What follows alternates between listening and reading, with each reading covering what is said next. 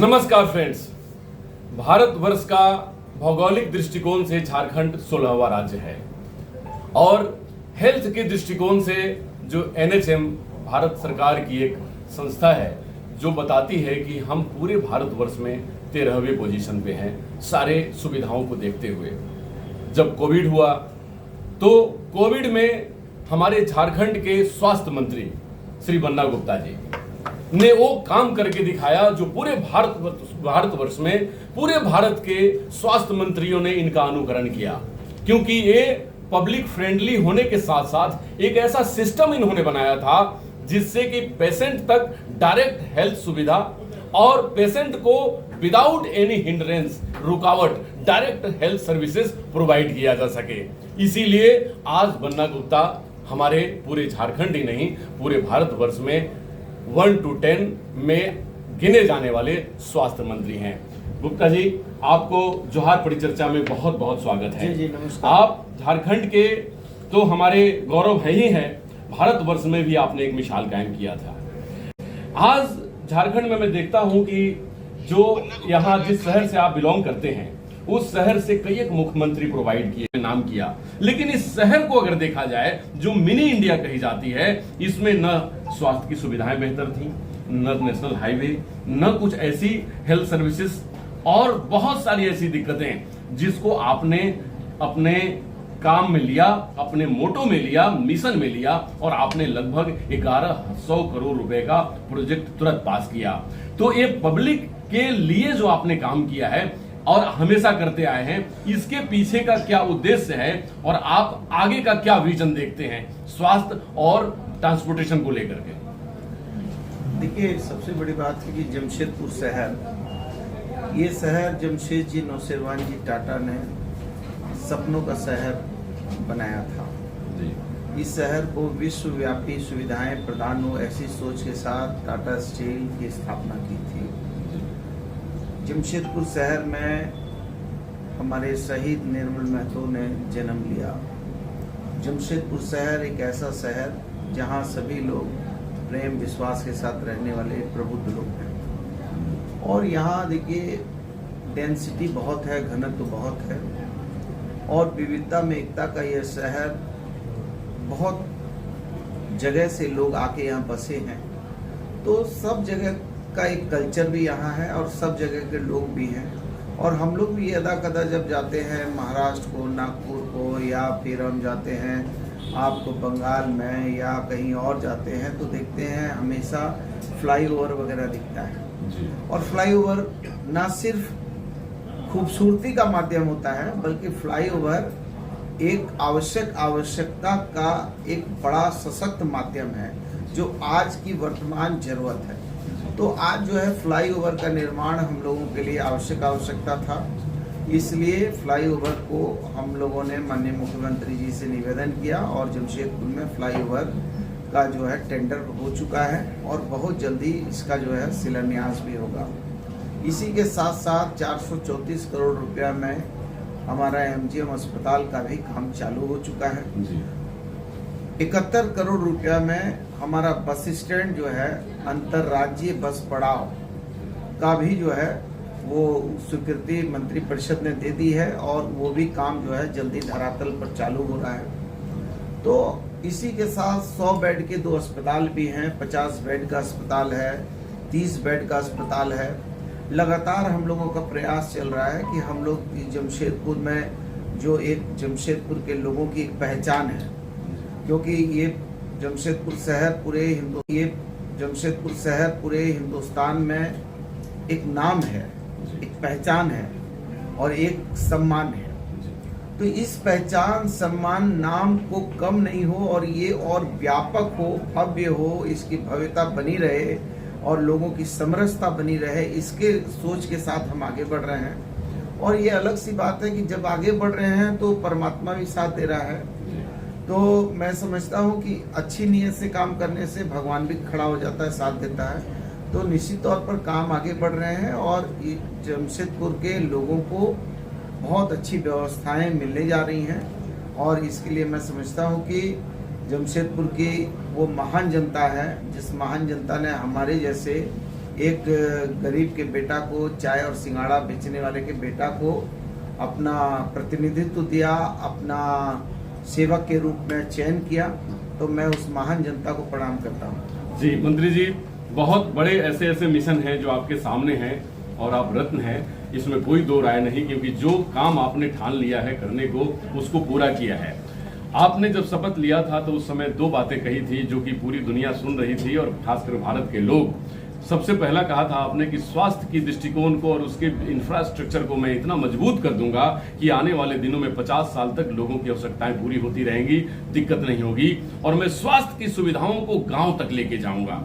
गांव से जो हमारे पेशेंट्स, खासकर झारखंड में आदिवासी मूलवासी के लोग जो गरीब गुरबे हैं वो शहर तक नहीं पहुंच पाते, उनके लिए आपकी सुविधाएं सबसे पहले आपने इंगित किया था। बहुत हद तक उसमें काम पूरा भी हुआ है। क्या उसके ऊपर कोई योजनाएं हैं कि जो गांव तक हमारे अस्पताल पहुंचे, गांव तक हमारे डॉक्टर्स पहुंचे, गांव तक पॉलीक्लिनिक पहुंचे और सारी सुविधाएं गांव तक पहुंचे जो लोग आपके इंतजार कर रहे हैं?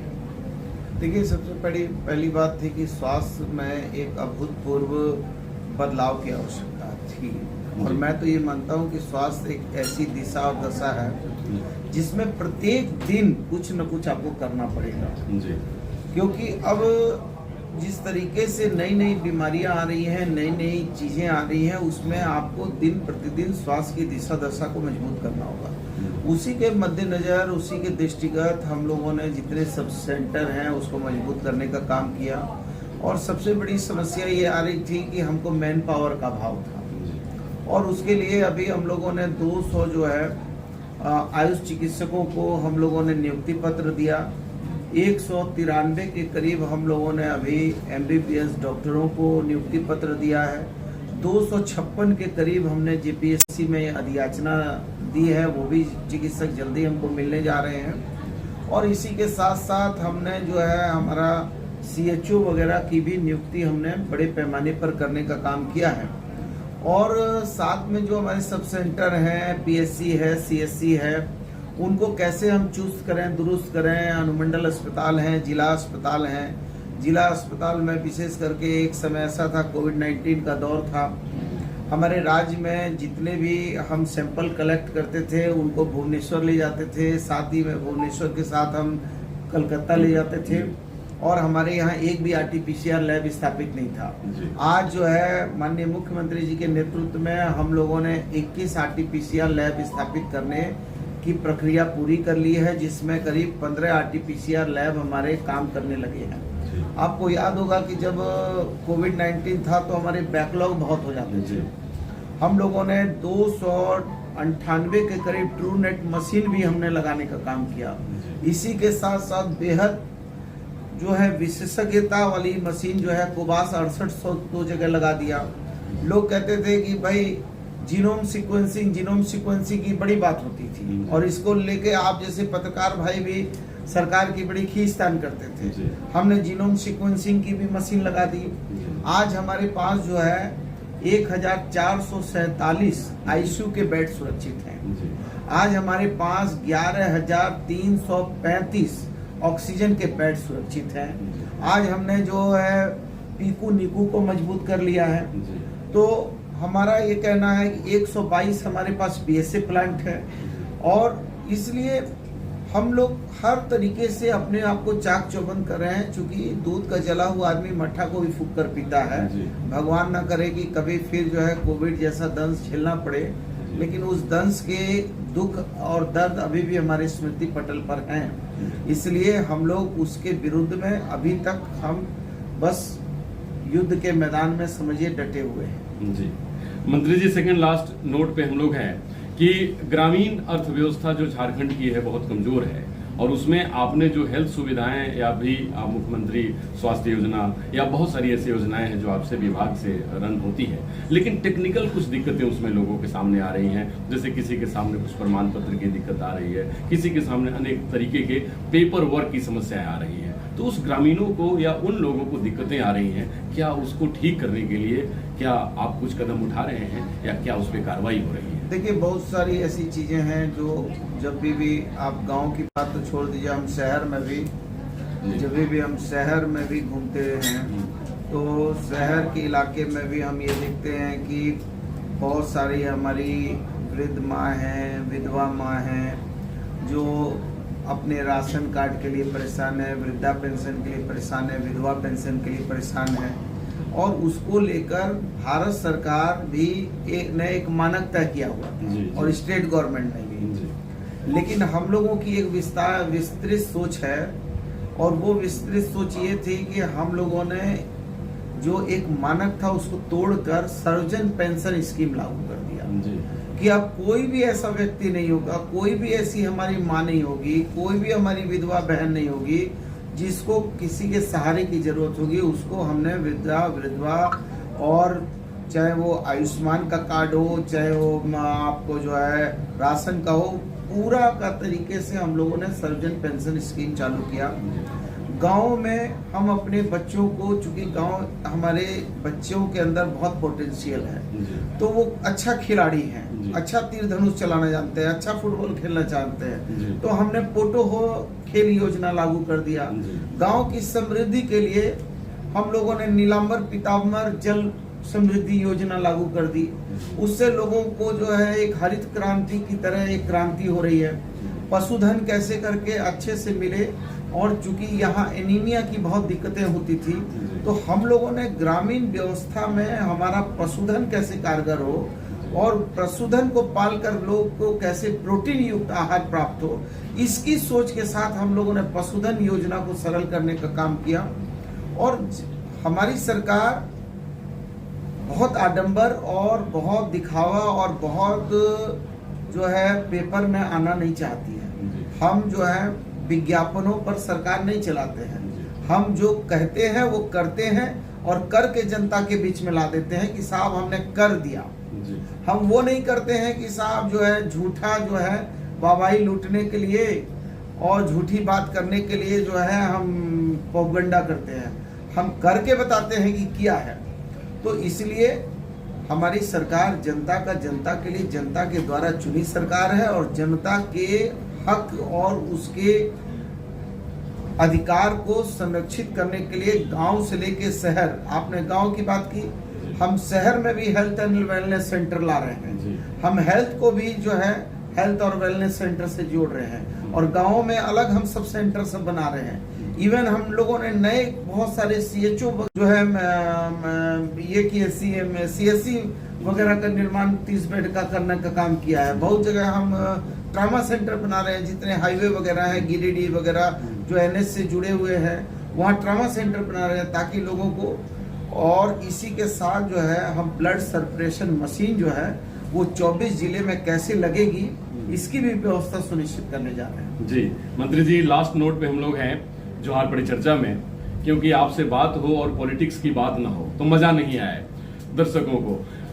क्या 2024 का चुनाव, क्योंकि लोग कहते क्या है कि झारखंड में जिस राह बनना चलते हैं, झारखंड के युवा उस राह पकड़ लेते हैं। झारखंड में एक पॉलिटिक्स की मानगी है कि बन्ना गुप्ता ने एक युवाओं को इस बेंचमार्क पॉलिटिक्स करना सिखाया कि स्ट्रगल करके अपनी आवाज को दूर तक पहुंचाई जा सकती है, और वो आज पूरे देश में गौरवान्वित हो रहे हैं। तो क्या ये 2024 में जो चुनाव होने वाले हैं, आपकी पार्टी कांग्रेस पार्टी, क्योंकि आप उस पार्टी से मंत्री हैं और उस पार्टी के आप झारखंड में एक रिप्रेजेंटेटिव भी हैं जो पूरी तरह से एक ताकतवर और सशक्त हैं, तो क्या 2024 के चुनाव में आप लोगों की पार्टी JMM के साथ मिलकर या फिर कुछ ऐसी इक्वेशन बना रही है जिससे कि आपकी और आने वाली सरकार मजबूती से काम करेगी और केंद्र में जो आपकी सरकार बनने वाली है उस सरकार के ऊपर कुछ काम होगी? देखिए, सबसे पहली बात तो यह है कि हम लोग धर्मनिरपेक्षता के साथ युवाओं को प्रोत्साहित करने के लिए आगे बढ़ रहे हैं, और नफरत से कभी किसी चीज का अच्छा काम नहीं हो सकता। जहाँ सुमति तहाँ संपत नाना, जहाँ कुमति तहाँ विपत निधाना। तो जहाँ सुख होगी, शांति होगी, वहीं समृद्धि आएगी, वहीं उन्नति होगी, वहीं तरक्की होगी। और देखिए, हम लोग ये नहीं कहते कि हम लोगों ने बहुत कुछ किया, लेकिन हम लोगों ने बहुत कुछ करने का प्रयास तो किया है, और झारखंड की जनता इस बात की साक्षी है कि ये सरकार ने जनता के हितों की रक्षा करने के लिए हर काम करने का बीड़ा उठाया है। और देखिए, मुसीबतें तो आएंगी, रास्ते तो कठिन होंगे, सामने बड़े बड़े पहाड़ और पर्वत भी आएंगे, लेकिन जो है आदमी को विपरीत परिस्थितियों में मर्द चलता है, विपरीत परिस्थितियों में आदमी को चलना चाहिए।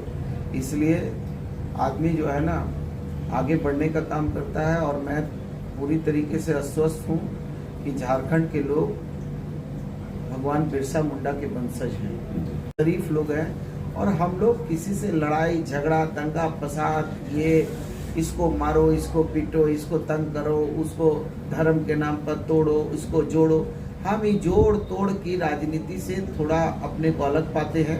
इसलिए सरल लोग हैं, सहज लोग हैं। और जब सरल और सहज हैं तो परमात्मा हमारे साथ है।